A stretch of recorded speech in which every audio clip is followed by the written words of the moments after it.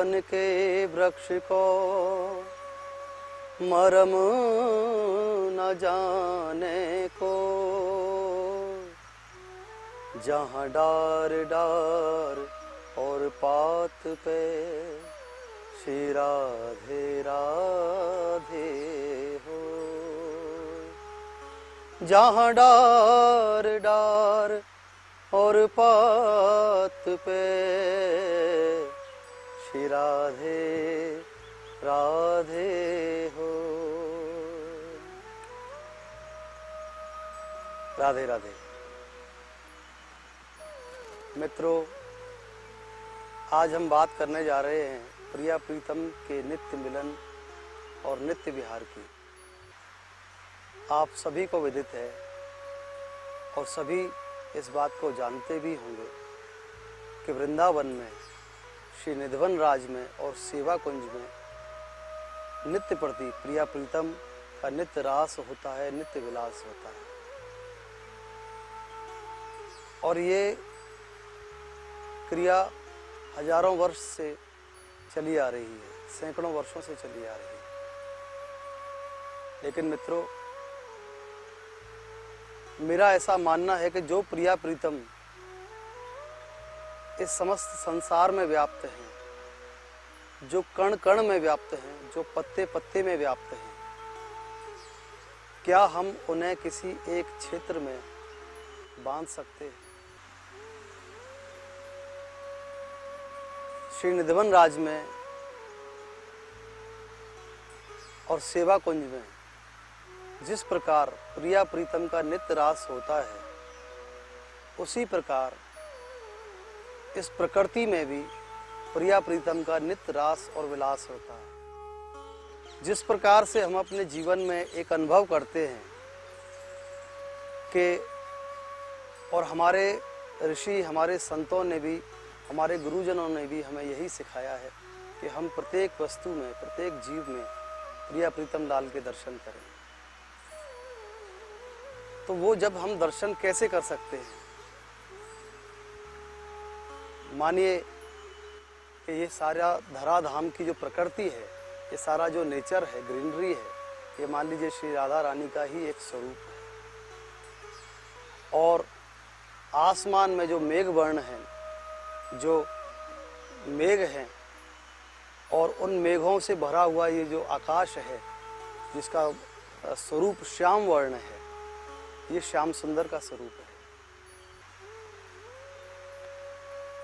प्रियाजू कहती है प्रीतम से कि प्रीतम, आपके और मेरे बीच में ये कोई छोटी दूरी नहीं, ये बहुत बड़ी दूरी है कि आप मेघवर्ण के स्वरूप में आकाश में हो और मैं धराधाम पर एक प्रकृति के स्वरूप में, एक हरियाली के स्वरूप में विद्यमान हूँ। हमारा मिलन कैसे होगा? प्रीतम कहते हैं प्रियाजू, इसके लिए कुछ प्रयास करना आवश्यक है। आप कुछ प्रयास करें। प्रियाजू ने ये प्रयास किया कि वो जो ग्रीनरी है, वो जो हरियाली है, वो पहाड़ों के ऊपर चढ़ गई। और पहाड़ों के ऊपर जब हरियाली चढ़ गई, जब ऊपर तक पहुंच जाती है हरियाली, तब भी आकाश बहुत दूर है। प्रियाजू कहती हैं प्रीतम, दूरी अभी भी बहुत है, क्या आपका और मेरा मिलन नहीं हो पाएगा? श्याम सुंदर कहते हैं प्रियाजू, आपका और मेरा मिलन अवश्य होगा। उसके बाद फिर जो मेघवर्ण